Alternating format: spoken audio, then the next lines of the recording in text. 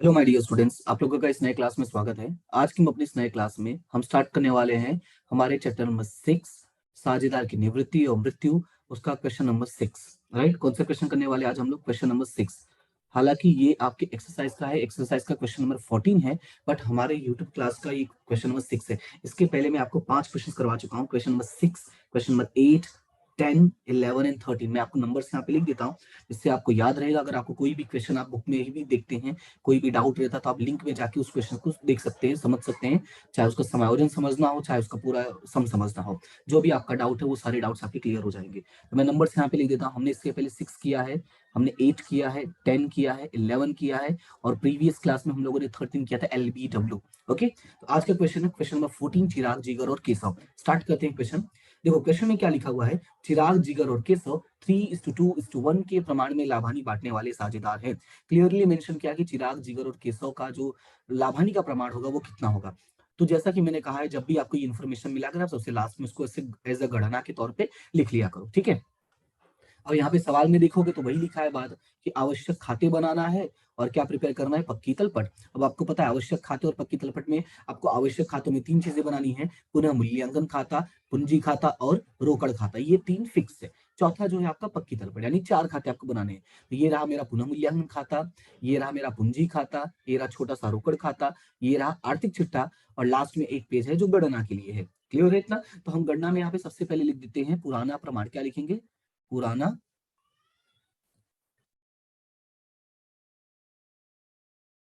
Okay, अभी यहाँ पे थोड़ा ध्यान से समझना इस बात को। हमें जो भी सवाल में इंफॉर्मेशन दिया हो ना, उसको सबसे पहले लिख लिया करो आसानी से, ठीक है। देखो कैसा है कि थोड़ा सा टाइम टेकिंग होगा, लेकिन आपके क्वेश्चंस रॉन्ग नहीं होंगे। तो हमारा तो मेन टारगेट है कि हमें मैक्सिमम चीजें को राइट करनी है, राइट। और वो भी within a time period. तो within a time period कब पॉसिबल, जब आप उसकी प्रैक्टिस करोगे। हमारे पास 3 लोग हैं, चिराग, जिगर और केशव। तो यहाँ पे मैंने शॉर्ट में नाम लिख दिया है। क्या नाम है? चिराग, जिगर और केशव। और इनका जो प्रमाण है लाभानी का, वो कितना है? वो है 3:2:1। तो चिराग, जिगर और केशव का अनुपात है 3:2:1, यानी टोटल कितना हो जाएगा? ये टोटल हो जाएगा 6। क्लियर है? ये हमारा पहला पॉइंट हो गया। अब चलते हैं ऊपर, आगे बढ़ते हैं और पढ़ते हैं बाकी चीजें। फिर सवाल में आगे लिखा है कि 31/3/16 के दिन केशव निवृत्त होता है। क्या बोला है कि निवृत्त कौन हो रहा है? केशव। केशव का मतलब जो लास्ट में पर्सन था वो, ठीक है। मैं इसको हाईलाइट करता हूं ताकि आपको ये दिखे साफ साफ कि कौन निवृत्त हो रहा है। केशव निवृत्त हो रहा है। फिर सवाल में लिखा है निवृत्ति के समय निश्चित हुई शर्तें निम्नलिखित है। क्या बोला है? निवृत्ति के समय निश्चित हुई शर्तें निम्नलिखित है, जिसमें आपके यहाँ पे टोटल 7 समायोजन है। हमें 1 बाय 1 करके सॉल्व करना है। सबसे पहला पॉइंट लिखा है कि जमीन मकान की कीमत 20% से बढ़ानी है। क्या लिखा है? जमीन मकान की कीमत 20% से बढ़ानी है। तो अपने पास जमीन मकान कितने का है? अपने पास जमीन मकान है 20,000 का, हमें 20% से बढ़ाना है। तो 50,000 का 20% करोगे तो कितना होगा? तो हम सॉल्व करते हैं। 50,000 का 20%, तो ये कितना हो जाएगा आपका? 10,000 रुपए। अभी ध्यान से समझा। जमीन मकान की कीमत बढ़ानी है, तो जमीन मकान की कीमत जब हम बढ़ाएंगे तो हमें क्या होगा? फायदा। और फायदा का मतलब हम कहाँ लिखेंगे? पुनः मूल्यांकन के जमा में। तो यहाँ पे लिखेंगे जमीन कान। और रकम कितना है? तो रकम है आपका 10,000 रुपए, तो हम 10,000 रुपए लिख देंगे। क्लियर है? फिर अब समझो, ये जमीन मकान कहाँ दिया है? तो जमीन मकान दिया संपत्ति लेना में। तो जैसा मैंने कहा था कि जहां दिया हो वहीं पे चल के लिख दिया करो। संपत्ति लेना में है तो पक्की तलपट में हम चलेंगे संपत्ति लेना में, और यहाँ पे लिखेंगे जमीन मकान। क्लियर है? क्या लिखेंगे? जमीन मकान। और रकम कितना है? 50,000, लेकिन हमारा 10,000 बढ़ गया है, तो यानी कितना हो जाएगा? 60,000 रुपए हो जाएगा। क्लियर है? तो जैसा सवाल होगा वैसा हमारा सॉल्यूशन होगा। अब मैं आपको यहाँ पे एक छोटी सी जानकारी लिख देता हूँ नोट के तौर पे, जो आपको हमेशा याद रखनी है। जब भी आप सवाल शुरू करोगे तो आपको ये बातें है ना, छोटी छोटी बातें आपको याद रखनी है, ठीक है। नोट, पहला नोट ये है, जब भी सवाल में लिखा हो से, ये लिखा है ना जिससे कि से बढ़ानी है, तो से बढ़ानी, से घटानी, ठीक है। इसका मतलब होता है जितना बोला है उतना कैलकुलेट कर लो, जितना बोला है उतना ही।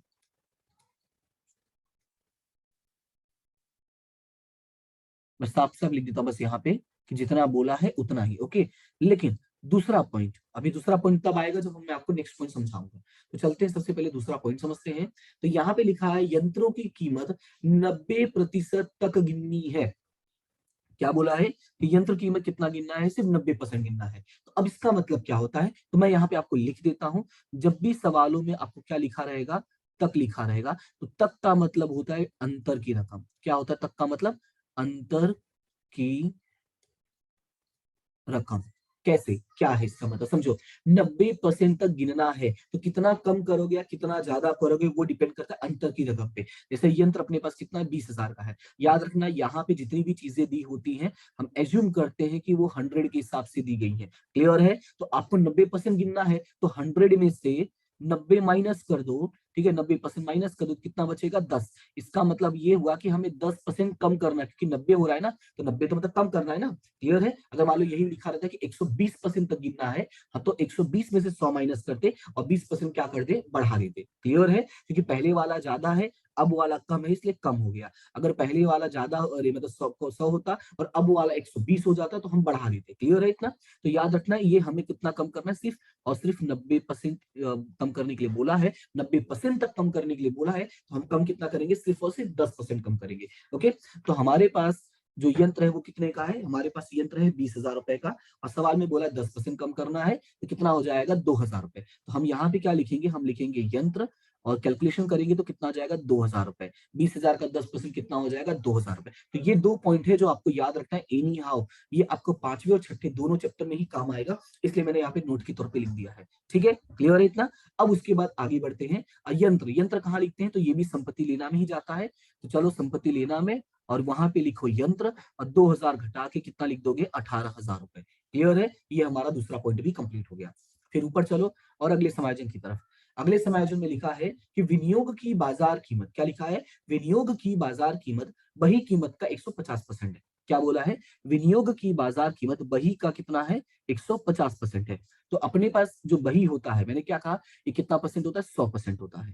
क्लियर है? ये कितना परसेंट होता है, 100। तो इसका 150% कर दो, तो क्या लिखोगे, 10,000 का, ठीक है 10,000 ही दिया ना, तो हम क्या करेंगे, 10,000 का 150%। तो कैलसी में 10,000 का 150% सॉल्व करोगे तो आपका आएगा 15,000 रुपए। इसका मतलब ये हुआ कि विनियोग की बाजार कीमत कितनी गिननी है, 15,000। तो अगर मैं 15,000 गिनता हूं, पहले 10 था अब 15 हो गया, तो क्या होगा हमें, तो हमें 5,000 का फायदा होगा। तो 5,000 का फायदा हम कहा लिखेंगे, पुनः मूल्यांकन के जमा पक्ष में। और यहाँ पे क्या लिखेंगे, विनियोग, क्या लिखेंगे, विनियोग। और कितना लिखेंगे हम यहाँ पे, 5,000 रुपए। क्लियर है? और विनियोग की दूसरी एंट्री है वो कहाँ जाएगी, और विनियोग की दूसरी एंट्री जाएगी वहीं जहां पे ये उठा के लाए हो, तो संपत्ति लेना पक्ष में। तो आर्थिक चिट्ठे में लिखना यहाँ पे विनियोग, और रकम कितना लिख दोगे, तो ये रकम हो जाएगा आपका 15,000 रुपए। कैसे 15,000 हो गया, पहले 10 था फिर हमने 150% किया तो 15,000 हो गया ना। ठीक है, अब चलते हैं अगले समायोजन पे। अगला समायोजन क्या बोला है, देनदारों पर डूबत ऋण अनामत 5% से घटानी है। देखो 5% बोला, मैंने कहा जितना बोला उतना ही कर दिया करो। अभी लिखा ना यहाँ पे, से मतलब जितना बोला है उतना ही, तो 5% ना। तो यहाँ पे अपने पास देनदार कितने का है, 20,000 का है। अच्छा एक चीज आपको याद रखनी है, जब भी देनदार से जुड़ा हुआ कोई पॉइंट आता है, किससे जुड़ा हुआ, देनदार से जुड़ा हुआ, तो जब भी देनदार से जुड़ा हुआ पॉइंट आता है तो सबसे पहले उसको कहाँ सॉल्व करोगे, आर्थिक चिट्ठे में ही सॉल्व करोगे, यानी संपत्ति लेना में। तो चलते हैं आर्थिक चिट्ठे में, और यहाँ पे हम लिखेंगे देनदार, क्या लिखेंगे, देनदार। अपने पास देनदार कितने का है, तो अपने पास देनदार है 20,000 का। हमें डूबत ऋण अनामत माइनस करना है, लेकिन कितना परसेंट माइनस करना है, सिर्फ और सिर्फ 5%। ठीक है, तो यहाँ पे मैं इसको माइनस करता हूँ, माइनस डूबत ऋण अनामत 5%। 20,000 का 5% कितना होगा, 1,000 रुपए। तो ये कितना बचेगा, ये बचेगा 19,000 रुपए। क्लियर है? अब करोगे क्या, अब चलो ऊपर और सवाल में देखो हमें कितना दिया था। तो अभी है ना 19,000 बचा है, और पहले कितना बचा था, 18। या यूं समझो अभी 1,000 डूबत ऋण माइनस किया, अब कितना माइनस, पहले कितना था, 2,000। तो सीधी सी बात है, अगर तुम डूबत ऋण अनामत मान रहे हो, यानी तुम ऐसा कम मानते हो कि मेरे पैसे डूबने के चांसेस कम है, इसका मतलब वो तुम्हारे लिए क्या हो जाएगा, फायदा। और फायदा होगा तो हम कहाँ लिखेंगे उसको, पुनः मूल्यांकन के जमा में। तो वही काम करते हैं, हम यहाँ पे चलते हैं और यहाँ पे लिख देते हैं डूबत ऋण अनामत 1,000 रुपए। ठीक है, पहले दो था अब एक हो गया, मतलब एक का फायदा। क्लियर है? चलो अगले समायोजन पे। अगला समायोजन है, पेड़ी की ख्याति 36,000 रुपए निश्चित की गई है। क्या बोला है, पेड़ी की ख्याति कितना निश्चित किया गया है, 36,000 रुपए। तो ये देखो, अब ये वाला जो पॉइंट आता है हम इसको कहाँ लिख देते हैं, सीधा गणना वाले में लिख देते हैं। तो चलते हैं फटाफट गणना में लिख देते हैं, ताकि आपको याद रहेगा इनका यूज कैसे करना है। तो हम यहाँ पे लिखेंगे ख्याति, नहीं सिर्फ ख्याति नहीं लिखेंगे हम, एक्चुअली हम लिखेंगे पेड़ी की ख्याति। क्या लिखेंगे, पेड़ी की ख्याति।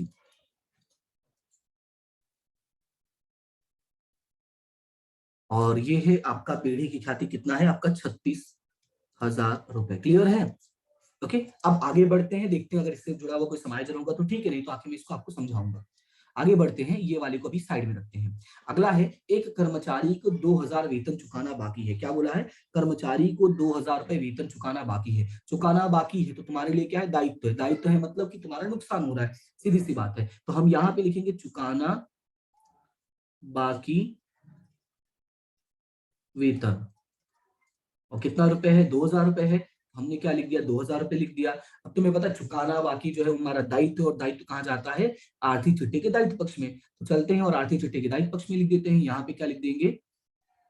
चुकाना बाकी दायित्व। क्या लिखेंगे? चुकाना बाकी दायित्व। कितना है? 2,000 रुपए। तो हम वो 2,000 रुपए लिख देंगे। चुकाना बाकी दायित्व नहीं लिखते एक्चुअली, चुकाना बाकी जो है वही लिखते हैं। चुकाना बाकी किराया है, तो हम यहाँ पे वही लिखेंगे। किराया भी नहीं, सॉरी, वेतन है।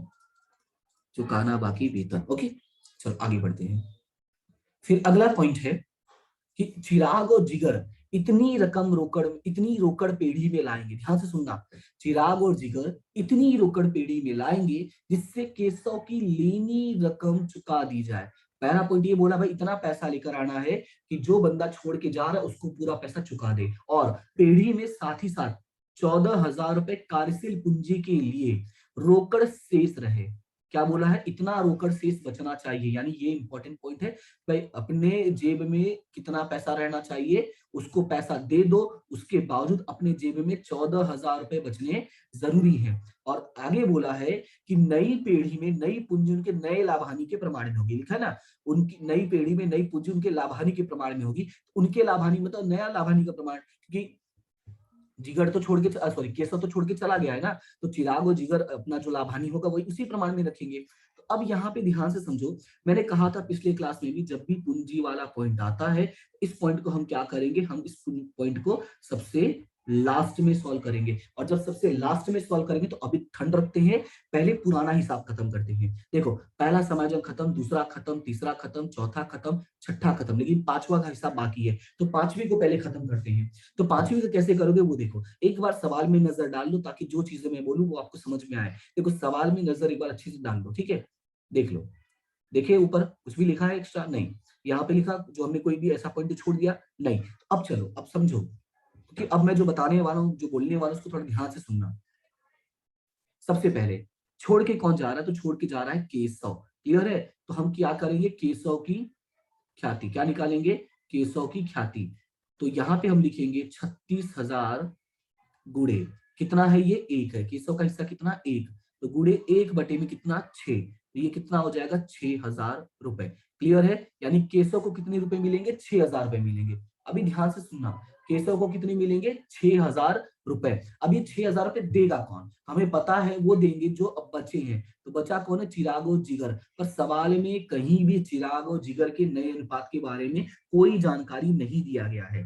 तो जब नए अनुपात के बारे में कोई जानकारी नहीं दिया है, तो याद होगा मैंने आपको, जब हमने स्टार्ट किया था लाभ हानि का प्रमाण वाला, नहीं, जो पहली और दूसरी क्लास है, सॉरी, दूसरी और तीसरी क्लास है, उसमें मैंने आपको क्लियरली मेंशन करके समझाया था कि भाई याद रखना है कि जब भी कुछ भी नए के बारे में, लाभ के बारे में जानकारी ना दी हो, तो जो पुराना प्रमाण होता है, क्या, जो पुराना प्रमाण होता है वो हो जाता है इज इक्वल टू के लाभ का प्रमाण, और इज इक्वल टू नया प्रमाण। क्लियर है? यानी सब कुछ हमारा कौन से प्रमाण में हो जाएगा?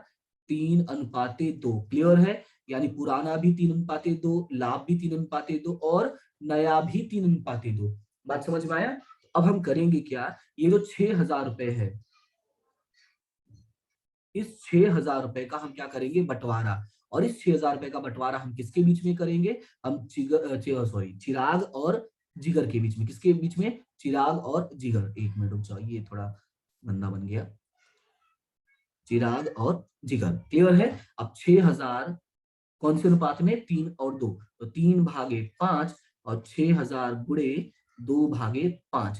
अब इसको सॉल्व कर लो, तो कैलसी निकालो फटाफट और सॉल्व करो। तो 6,000 भागे 5 करोगे तो 15 होगा। 15 3 45, नहीं 15 होगा, 12 25 60, 12 होगा, सॉरी। तो 12 3 36, और 12 दूना 24। देखो भाई, अगर आपको थोड़ा बहुत पहाड़ आता है, ज्यादा कुछ नहीं, आपको 1 से 20 तक का पहाड़ आना जरूरी है। अगर 1 से 20 तक का पहाड़ आते तो ये सब तो बहुत आम बात है। नहीं आता है तो थोड़ा सीख लो यार, क्या दिक्कत है। ठीक है, कैसे सीखोगे, सीखो, पढ़ो यार 12 तक पहाड़ा, मतलब 1 से 20 तक पहाड़ा। ओके चलो अभी यहाँ पे ध्यान दो। अब करना क्या है, जो छोड़ के जा रहा है उसको पैसे मिलेंगे। क्या कहा मैंने, जो छोड़ के जा रहा है उसको पैसे मिलेंगे। छोड़ के कौन जा रहा है, केशव। तो केशव की पूंजी खाते जमा। कितने केसों को पैसे मिलेंगे, तो 6,000 रुपए। और ये पैसे देगा कौन, तो ये पैसे देंगे चिराग और जिगर। क्लियर है, चिराग और जिगर। तो जो पैसा देता है या जिसको लाभ होता है उसकी पूंजी क्या होती है, घट जाती है। तो चिराग और जिगर की पूंजी खाते क्या हो जाएगा, उधार। चिराग और जिगर की पूंजी खाते उधार, कितने से, 3,600 और 2,400 से। क्लियर है, तो ये है हमारा समायोजन। और जैसे ही हमारा समायोजन ये वाला सॉल्व होता है, रोजनामचा हम लिख लेते हैं, उसके बाद हम रोजनामचा को बस क्या कर देंगे, पूंजी खाते में कॉपी पेस्ट। तो देखो चिराग और जिगर की पूंजी उधार हुई है, तो चलते हैं पूंजी खाते में, और चिराग और जिगर की पूंजी उधार करते हैं। चिराग और जिगर, चिराग में लिखेंगे 3600 रुपए और जिगर में लिखेंगे 2400 रुपए। क्लियर है, और उसके बाद अगला नाम में देखोगे तो क्या था, अगले नाम में केशव की पूंजी खाते जमा हुआ था, तो क्या करेंगे, केशव को जमा कर देंगे। तो चलते हैं और केशव को जमा, पर रकम 2 बार में जमा हुआ, एक 3600 रुपए और एक 2400 रुपए। इतना क्लियर है। अब इसकी एंट्री पास कैसे करोगे, तो एंट्री पास करने के लिए आपको याद रहना चाहिए कि चिराग और जिगर के सामने नाम था केशव का, तो वहां पे लिखेंगे केशव की पूंजी खाते। क्लियर है, 3600 के सामने नाम है चिराग का और 2400 के सामने नाम है जिगर का। सेम वही आपको लिखना है कि पूंजी खाते, वो मैंने यहाँ पे नहीं लिख रहा हूं, चलो मैं लिख ही देता हूं, सी और जे की की पूंजी खाते। क्लियर है, तुम जब भी सॉल्व करोगे तो 2 बार लिखोगे, चिराग की पूंजी खाते, जिगर की पूंजी खाते। मैं एक बार में भले लिख देता हूं। ओके चलो अभी आगे बढ़ते हैं। अब यह समायोजन भी हमारा जो है वो डन हो गया। अब देखो हमारा जो समायोजन है वो सारा कंप्लीट हो गया, लेकिन हमारा जो 7वां नंबर है उसको हम सबसे लास्ट में सॉल्व करेंगे। तो जब सबसे लास्ट में सॉल्व करना है तो आपको याद होना चाहिए, आपको याद रखना पड़ेगा, हमने पिछली क्लास में भी डिस्कस किया था, उसके पिछली क्लास में भी डिस्कस किया था, कि जब भी समायोजन वाले पॉइंट में एक ऐसा वाला पॉइंट आएगा, पूंजी वाला पॉइंट, तो हम उसको सबसे लास्ट में सॉल्व करेंगे। लेकिन सबसे लास्ट में सॉल्व करने के लिए आपको पूरा सॉल्व करना पड़ेगा, यानी आर्थिक चिट्ठा को भी खत्म करना पड़ेगा। तो चलो आर्थिक चिट्ठा को खत्म करते हैं। सबसे पहले यहाँ पे देखो दिया है पूंजी, और पूंजी में हमें सबसे पहले क्या दिया है, पूंजी दिया है, और क्या दिया है, चिराग जिगर और केशव की। तो हम इसको क्या लिखेंगे, शेष आगे लाए, कहाँ लिखते हैं, पूंजी खाते के जमा पक्ष में। तो यहाँ पे क्या लिखेंगे, शेष आगे लाए। ठीक है, और रकम कितना है, तो आपका रकम है 30,000, आपका रकम है 20,000, और केसो का रकम कितना है, 10,000। क्लियर है इतना। उसके बाद आगे चलते हैं और ऊपर देखते हैं अगला क्या है। अगला है सामान्य अनामत, इसको हम क्या कर देंगे, इसका बंटवारा कर देंगे। सेम वही लॉजिक लगाना है। सेम बंटवारा कैसे करोगे, इधर से उठा के उधर लेकर जाओगे और इधर से उठा के इधर लेकर आओगे। ठीक है, तो सामान्य अनामत का बंटवारा कर देते हैं। तो यहाँ पे हम क्या करेंगे, लिखेंगे सामान्य अनामत। ठीक है, और कितना है, 6,000। तो 6,000 को बांटोगे तो 3 2 5 1 6, पुराने अनुपात में ना, 3 2 5 1 6, 6,000 भागे 6 करो तो इसमें जाएगा 3,000, इसमें जाएगा 2,000 और इसमें जाएगा 1,000। क्लियर है, ये हमारा बंटवारा हो गया। उसके बाद अगला पॉइंट क्या है, लेनदार। अगला पॉइंट क्या है, लेनदार। लेनदार कितना है, 44,000 का है। तो जहां है वही चल के कॉपी कर दो। ठीक है, जो बचा है उसको जहां है वहीं कॉपी कर दो, और कुछ भी एक्स्ट्रा सोचने की जरूरत नहीं है। तो यहाँ पे लिख चलते हैं और लिख देते हैं लेनदार। क्लियर है, और लेनदार आपका कितना दिया हुआ है, तो लेनदार जितना आपका दिया है बस उतना ही आपको कॉपी पेस्ट कर देना है, यानी कि 44,000, 44,000 रुपए।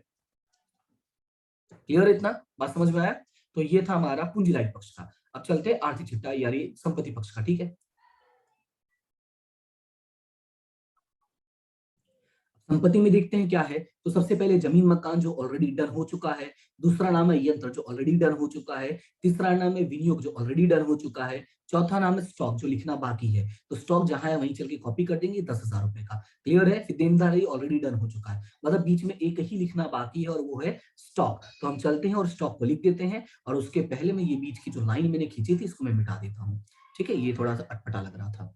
चलो अभी हम क्या करते हैं, स्टॉक को चलो लिख देते हैं। स्टॉक कहाँ लिखेंगे, जहां दिया है यानी संपत्ति पक्ष में। तो यहाँ पे लिखेंगे स्टॉक। और स्टॉक की हमारी रकम कितनी है, तो स्टॉक की हमारी रकम है 10,000 रुपए। हम यहाँ पे 10,000 रुपए कॉपी कर देंगे। उसके बाद अगला जो पॉइंट है, अगला पॉइंट क्या है, अगला पॉइंट है रोकड़। और रोकड़ कितना दिया है, 2,000 रुपए। तो रोकड़ का खाता हमने छोटा सा बनाया है और एक समायोजन में भी है रोकड़ की चर्चा हुई है। इसका मतलब ये हुआ कि हम वहां पे लिख देंगे शेष आगे लाए। क्या लिखेंगे, शेष आगे लाए। कितना रुपए बोला है, 2,000 रुपए। क्लियर है इतना। चलो अब समायोजन को सॉल्व करते हैं। समायोजन मतलब खाता बंद करते, बाद में लास्ट वाला सॉल्व करना है ना। अब देखो इसको कैसे खत्म करना है वो ध्यान से सुनना। सबसे पहले मैंने क्या बोला था, आप एक एक खाता करके बंद करो। सबसे पहले कौन सा खाता बंद करोगे, पुनः मूल्यांकन खाता। तो चलो यहाँ पे पुनः मूल्यांकन खाता बंद करते हैं। तो टोटल कैसे करोगे, तो 10, 5, 15, 1, 16,000। ठीक है। और दोनों ही साइड में ये टोटल कितना होगा, 16,000 होगा। यहाँ पे 4,000 है ऑलरेडी, तो डिफरेंस कितना आएगा, तो डिफरेंस आपका आएगा 12,000 रुपए। कितना डिफरेंस आएगा, 12,000 रुपए। तो मैं इसको हाईलाइट कर देता हूँ। डिफरेंस कितना आएगा आपका, 12,000 रुपए आएगा। और ये 12,000 रुपए को हम क्या बोलेंगे, लाभ, क्योंकि जमा साइड का टोटल ज्यादा है, हम उसको क्या बोलते हैं, लाभ। और इसको लेकर कहाँ जाएंगे, इसको हम लेकर जाएंगे पूंजी खाते में। और किसके बीच में बंटवारा करेंगे, चिराग, जिगर और केशव। कौन से अनुपात में, 3, 2, 1। तो 3, 2, 5, 1, 6, 12,000 भागे 6 करोगे तो 12,000 भागे 6 तो कितना आएगा, 2। 3 दूना 6,000, ठीक है, 2 दूनी 4,000 और 2 एकम 2,000। क्लियर है, ये हमने बंटवारा कर दिया। अब पुनः मूल्यांकन खाते की जो रकम है उसको हम क्या करेंगे, यहाँ पे देखो लिख दे देंगे, कहाँ पे, पूंजी खाते में। ठीक है, तो देखो हम लोग यहाँ पे लिख देंगे पुनः मूल्यांकन खाता। ठीक है, और रकम कितना था, रकम था 6,000, 4,000 और 2,000। तो ये इसको 4,000 अच्छे से लिख देते हैं, नहीं तो बाद में तुमको समझने में दिक्कत होगी। चलो अब ये हमारा कंप्लीट हो गया। अब इसके बाद मैंने क्या बताया था आपको, मैंने ये कहा था कि हम जैसे ही पुनः मूल्यांकन खाता बंद करके उसको पूंजी खाते में ट्रांसफर करते हैं, अगला काम होगा पूंजी खाते का जो लास्ट पॉइंट बचा उसको सॉल्व करना। लास्ट पॉइंट का मतलब ये वाला पॉइंट। तो इसको एक बार मैं फिर से पढ़ता हूँ। देखो हालांकि मैंने सब कुछ अंडरलाइन किया है, सबको समझाया है, फिर भी वापस पढ़ता हूँ मैं। सवाल में लिखा है कि चिराग और जिगर इतनी रोकड़ पेढ़ी में लाएंगे। कितनी लाएंगे नहीं पता, आगे बोला है, जिससे केशव की लेनी रकम चुका दी जाए। लेनी रकम चुकानी है केशव की, ये तो कंफर्म है ना। तो चलो पहले उसको खत्म करते हैं, एक झंझट खत्म होगा। तो केशव की लेनी रकम कितनी है, तो उसके लिए हमें क्या करना पड़ेगा, सबसे पहले इन सभी का टोटल, सभी का नहीं, ये जो जा रहा है छोड़ के, कौन जा रहा है, केशव। तो मैं यहाँ पे लाइन खींच देता हूँ सभी में, ताकि ये जो भी ये काम है ये हमारा खत्म हो जाए। तो सबसे पहले हम केशव का टोटल करते हैं। केशव का टोटल कितना है, 10,000। ठीक है, फिर 1,000, 3,600 रुपए, 2,400 रुपए और 2,000 रुपए। ध्यान से देखो तो कितना है, 19,000 रुपए आ रहा है। इसका मतलब ये हुआ कि इसकी लेनी रकम इसको भाई दे देनी है, तो इसका 19,000 रुपए टोटल आया है। तो यहाँ पे हम लिखते हैं 19,000 रुपए, हम यहाँ पे भी लिखते हैं 19,000 रुपए, हम यहाँ पर भी लिखते हैं 19,000 रुपए। और यहाँ पर क्या लिख देंगे, रोकड़ खाते। क्या लिख देंगे, रोकड़ खाते। ध्यान से समझना इस बात को, लेनी रकम रोकड़ में चुका देनी है। तो यहाँ पे मैं अब थोड़ा सा इसको ऐसे सर्कल कर देता हूं, ताकि आपको याद रहे कि ये वो पॉइंट है जो हमने सॉल्व किया था। ठीक है, ये वो पॉइंट है जो हमने सॉल्व किया था। क्लियर है इतना, तो ये मैंने यहाँ पे लिख दिया है। अब हमें करना क्या है, इसकी क्रॉस एंट्री। पैसा दे दिया ना, पूंजी के उधार में है, तो रोकड़ के जमा में। तो यहाँ पे नाम क्या लिखेगी, केशव की पूंजी खाते। कितना है, 19,000 रुपए। आया समझ में, क्लियर है इतना। ये कहां चला, केशव की पूंजी खाते, यानी 19,000 रुपए यहाँ पे चला जाएगा। अब थोड़ा आगे बढ़ो, ये मैंने आधा पढ़ा था, रोकड़ में चुका दी जाए, यहां तक पढ़ा था। और यहां तक का पॉइंट जो है वो मैंने डन कर दिया। लेकिन उसके आगे क्या बोला है, उसके आगे बोला है और पीढ़ी में, ध्यान से सुना, और पीढ़ी में 14,000 रुपए कार्यशील पूंजी के लिए रोकड़ शेष रहे। यानी ऐसा बोला है, लास्ट में जो आपका शेष आगे लाए वाला होता है ना, वो रोकड़ शेष कितना बचना चाहिए, 14,000 रुपए। इसका मतलब ये हुआ, कहां गया हमारा रोकड़ खाता, रोकड़ खाते में लास्ट में जो शेष आगे ले गए, ये कितना बचना चाहिए, ये बचना चाहिए 14,000 रुपए। बात समझ में आए, लास्ट का शेष कितना होना चाहिए, 14,000 रुपए।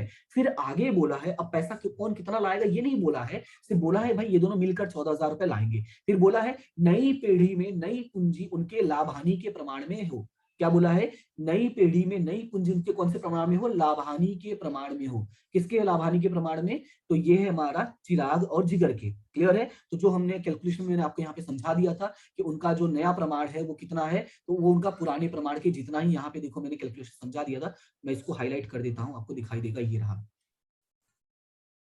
पुराना प्रमाण इज इक्वल टू लाभ का प्रमाण इज इक्वल टू नया प्रमाण। ठीक है, ये तीन बातें आपको याद रखनी है।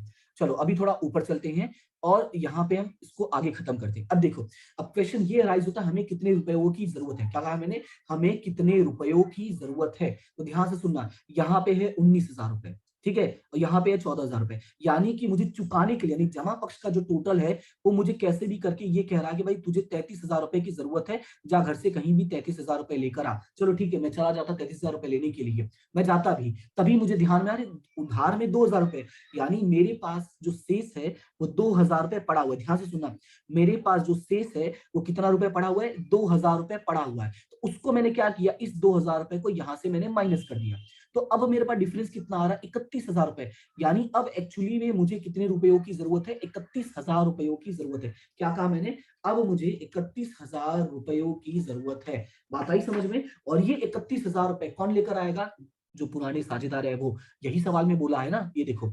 और पेढ़ी में 14,000 कार्यशील पूंजी से रोकड़ रहे और नई पेढ़ी इतनी रकम लेकर आएंगे। क्लियर है, जो नई उनकी नई पूंजी उनके लाभानी के प्रमाण में हो। क्लियर है। अब ये पैसा लेकर कौन आएगा, ये पैसा लेकर आएंगे केशव और सॉरी चिराग और जिगर। तो मैं यहाँ पे लिख देता हूँ चिराग और जिगर। क्लियर है, क्या लिखूंगा मैं, चिराग और जिगर। अब ये दोनों मिलकर पैसा लाएंगे, कितना कौन लाएगा वो मुझे नहीं पता, पर इतना मुझे पता है कि इन दोनों का जो टोटल है वो 31,000 रुपए आएगा। कितना आएगा दोनों का टोटल, 31,000 रुपए। तो मैं इसको सर्कल कर देता हूँ ताकि आपको याद रहे, इन दोनों का टोटल जो है वो 31,000 रुपए आएगा। और इसका जो डिफरेंस यहाँ पे खत्म कर देते हैं, 33,000 रुपए मैं लिख देता हूँ। क्लियर है इतना। अब देखो, इसको सॉल्व करने का दो तरीका है। एक तो डायरेक्टली 33,000 को नए अनुपात में बांट दो, ठीक है। दूसरा, लेकिन वो वाला कैसा है, करोगे कोई दिक्कत नहीं है, पर मैं दूसरा जो तरीका है जो नॉर्मली आपके बुक में एक्सप्लेन्ड है, मैं वो आपको समझाता हूँ। दूसरा तरीका ये बोला है कि ये जो 31,000 रुपए ये लेकर कौन आ रहा है, चिराग और जिगर। क्लियर है, कौन लेके आ रहा है, चिराग और जिगर। तो जैसा हमने पिछले सवाल में किया था डिट्टो वही करते हैं। तो यहाँ पे कितना, 30,000, 3,000, 6,000। तो टोटल कर लो कितना है, 30,000, 3,000 और 6,000। क्लियर है, 39,000 आ रहा है, इसमें से आपको 3,600 माइनस कर देना है। तो माइनस 3,600, तो ये आएगा आपका 35,400। तो मैं यहाँ पे ही कहीं में समझाने की कोशिश करता हूँ, लेकिन जगह नहीं है, तो चलो यहाँ पे समझाता हूँ। देखो, चिराग का जो डिफरेंस आया है वो आया है 35,400 रुपए। क्लियर है। अब बात करते हैं जिगर का। तो चलो ऊपर जिगर का देखते हैं। जिगर का है 20,000 प्लस 2,000 प्लस 4,000 माइनस 2,400। इसका आया है 23,600। अभी ध्यान से सुनना, चिराग का है 35,600 और जिगर का है, ये चिराग मैं यहाँ पे लिख देता हूँ, ठीक है, ये इसको ऊपर हटा देता हूँ।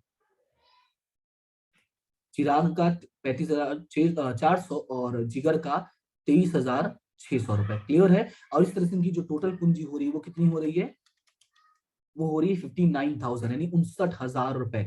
लेकिन ये तो इन दोनों की अभी पूंजी है, लेकिन इन दोनों को तो रोकड़ भी लेकर आना है। और रोकड़ कितना लाना है, रोकड़ लाना है 31,000 रुपए। क्लियर है, कितना लाना है, 31,000 रुपए। तो 59,000 प्लस 31,000, और इस तरह से इनका टोटल पूंजी कितना हो जाएगा, 90,000 रुपए। जब ये 31,000 रुपए लेकर आएंगे तो इनकी पूंजी कितनी हो जाएगी, 90,000 रुपए। और इस 90,000 को हम क्या कर देंगे, हम बांट देंगे 3:2 में। क्या कर देंगे, इस 90,000 को बांटेंगे 3:2 में। क्लियर है। तो 90,000 को बांटो 3/5, तो ये आएगा 54,000 रुपए।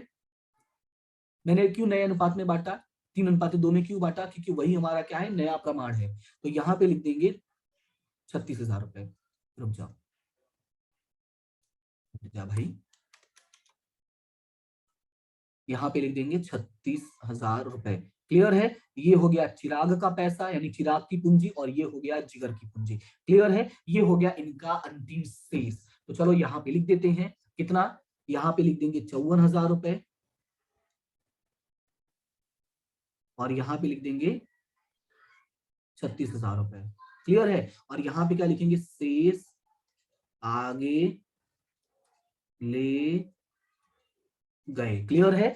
अब अब अगला जो पॉइंट है वो ये है कि कौन कितना पैसा लाएगा वो जानना है। तो देखो ये वाला, इसमें मैंने आपको पिछले क्लास में शॉर्टकट बताया था। मैंने क्या शॉर्टकट बताया था, मैं यहाँ पे आपको सॉल्व करके दिखाता हूँ। चिराग और जिगर का जो, यहाँ पे देखो चिराग और जिगर का जो पूंजी आया था 35,400 23,600 आया था। ठीक है, कितना आया था, 35,400 और 23,600। लेकिन जो नया वाला डिफरेंस आया वो आया है 54,000 रुपए और 36,000 रुपए। कितना आया है, 54,000 रुपए और 36,000 रुपए। तो हमें करना क्या है, ध्यान से सुनना, 54,000 रुपए और 36,000 रुपए आया है। तो इसमें से हम ये क्या कर देंगे, माइनस कर देंगे। ठीक है, जो पुराना आया था पहले उसको ऊपर लिख दो, जो नया वाला है उसको नीचे लिख के माइनस कर दो। ये शॉर्टकट है और यही सबसे बेस्ट तरीका है, कोई गलती होने के चांसेस नहीं है। 35,400 माइनस 54,000, तो ये आएगा आपका 18,600। मैं दूसरा जो बड़ा तरीका है मैं वो भी बता दूंगा, कोई दिक्कत नहीं है। और 23,600 में से 36,000 माइनस कर दो तो ये आएगा 12,400 रुपए। क्लियर है। लेकिन जैसे आपको पता आंसर्स माइनस में आएंगे, तो माइनस में आने का मतलब ये हुआ कि भाई इधर का टोटल ज्यादा आ रहा है ना। अब समझो, इसका मतलब ये टोटल ज्यादा आ रहा है, तो ज्यादा आने के बाद पैसा लेकर आएगा। तो कौन कितना लेकर आएगा, तो हमने निकाल ही लिया है।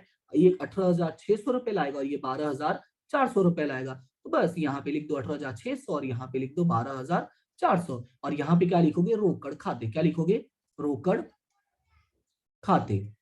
और यही दूसरी एंट्री कहाँ जाएगी, आपके रोकड़ खाते में, यानी रोकड़ खाते के उधार पक्ष में। ये रहा चिराग का 18,600 और ये 12,400। हालांकि अगर आप 31,000 को 3 और 2 में बांटोगे तो भी देख लो यही आएगा, 31,000 गुणे 3 भागे 5, 18,600, 31,000 गुणे 2 भागे 5, 12,400। यानी दोनों ही तरीके से सॉल्व कर सकते, चाहे ये तरीका चाहे ये तरीका। मैंने इसलिए वो वाला तरीका बता दिया ताकि आपको पता रहे कि आपकी बुक में कैसे सॉल्व किया है, और ये तरीका मैंने इसलिए अभी आपको बता दिया ताकि आपको पता चले इसका शॉर्टकट क्या है। क्लियर है, इतना बात समझ में आया। तो इस तरह से हमारा ये सवाल क्या हो जाएगा, कंप्लीट हो जाएगा। लेकिन अभी इन दोनों का टोटल लिखना बाकी है, तो इन दोनों का टोटल भी मैं फटाफट लिख देता हूँ। तो 54 57,600, तो दोनों साइड का टोटल कितना आएगा, 57,600 ही आएगा।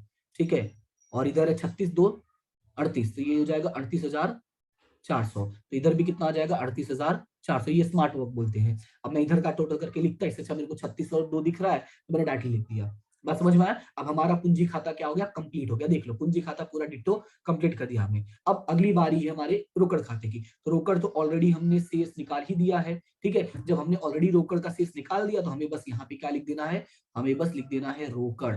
और रोकड़ में कितना लिख देना है, यहाँ पे 14,000 रुपए। क्लियर है, कितना लिख देना, 14,000 रुपए। और यहाँ पे पूंजी में लिख देना है चिराग और जिगर का। चिराग की पूंजी लिखना है 54,000 रुपए और जिगर की पूंजी लिखना है 36,000 रुपए। और टोटल हमें कितना लिख देना है, 90,000 रुपए। क्लियर है। जैसे 90,000 लिखते हो तुम्हारा ये पूरा काम कंप्लीट। अगला काम है सिर्फ टोटल करने का। तो चलो फटाफट टोटल करो। तो टोटल करोगे तो कैसे होगा, 90 + 2 + 44, ये हो जाएगा 1,36,000। उधर का करो, 60,000 + 18,000 + 15,000 + 19,000 + 10,000 + 14,000, ये भी कितना हो जाएगा, 1,36,000। और जैसे ही 1,36 में लिखता हूं, ये हो गया हमारा आंसर डन। क्लियर है, बात समझ में आई। तो इस तरह से हमारा ये क्वेश्चन भी कंप्लीट हो गया और उम्मीद करता हूं कि आपको सब कुछ समझ में आ गया होगा। ठीक है, मैंने देखो पिछली क्लास में ये वाली का भी मेथड बताया था, और ये जो पूंजी हमने निकाला पिछले क्लास में मैंने लॉन्ग भी बताया था, और इस बात मैंने क्या बता दिया, शॉर्टकट। ठीक है, तो इस वजह से देखो हमें क्या है, फायदा क्या है कि देखो भाई हर चीज हमें जानना जरूरी है। अगर आप ये भी करते हो तो ये भी रॉन्ग नहीं माना जाएगा, टेंशन नहीं लेना। हालांकि ये हमें डिफरेंस दिखाना भी नहीं होता है उनको, ये तो मैंने आपको समझाने के लिए दिखा दिया। तुम चाहे जैसे डिफरेंस निकालो, बस उनको ये रकम चाहिए, उनको ये मिलना चाहिए था। क्लियर है। या देखो इतना माथापच्ची करो, या दूसरा शॉर्टकट मैंने क्या बताया, दूसरा मैंने ये बताया भाई 31,000 को ही 3:2 में बांट दो। बात समझ में आया कि नहीं आया, क्लियर है इतना। ठीक है, तो इस तरह से हमारा इक्वेशन कंप्लीट हो गया। अब मैं इसको थोड़ा हाईलाइट कर देता हूँ ताकि ये जब भी आप देखो तो आपको पता रहे कि भाई ये हमारे जो मेन आंसर्स होते हैं वो उनमें से हैं। ठीक है, क्लियर है इतना। तो अगर कोई भी प्रकार का डाउट रहता है, कोई भी दिक्कत रहता है तो डेफिनेटली मुझे बताना। और क्लास अगर आपको अच्छी लगी, समझ में आया हो, तो आपका सपोर्ट क्या है, वीडियो को लाइक करना है, अपने दोस्तों के साथ शेयर करना है। बहुत सारे दोस्तों ने मुझे इतना पता ही है। ठीक है, दोस्त दोस्तनी जिसको भी चाहे उसको शेयर कर सकते हैं। और सबसे बड़ी बात, चैनल को सब्सक्राइब करना बिल्कुल मत भूलना। 70% से ज्यादा स्टूडेंट्स वो हैं जो वीडियोस तो देखते हैं रेगुलर बेसिस पे, लेकिन सब्सक्राइब नहीं करते हैं। 70%, अगर 70 में से मैं बोलूं 50% भी कर देते हैं, तो 70 का 50% 35% और मेरा इंक्रीज हो जाएगा। तो ये जो बहुत बड़ा सपोर्ट होगा। ठीक है, लेकिन मैं तो चाहूंगा भाई 70 के 70 जो नहीं बच्चे करते हैं, हाँ अगर भाई नहीं अच्छा लग रहा है, नहीं कोई कुछ समझ में आ रहा है, कुछ चीज में डाउट हो रहा है, तो आप डेफिनेटली मुझे कमेंट सेक्शन में बता सकते हैं, टेलीग्राम ग्रुप पे बता सकते हैं, क्योंकि आप मुझे बोलेंगे तभी मैं अपने में चेंजेस लाऊंगा, मैं आपको बताऊंगा कुछ तभी आप अपने में चेंजेस लाएंगे, ठीक है। वो म्यूचुअल कंसेंट, म्यूचुअल अंडरस्टैंडिंग बहुत जरूरी है। ओके, चलो फिलहाल आज के लिए इतना ही, मिलते हैं नेक्स्ट क्लास में, तब तक के लिए thank you so much and have a good day. Okay, हंसते रहो, मुस्कुराते रहो और आगे हमेशा बढ़ते रहो।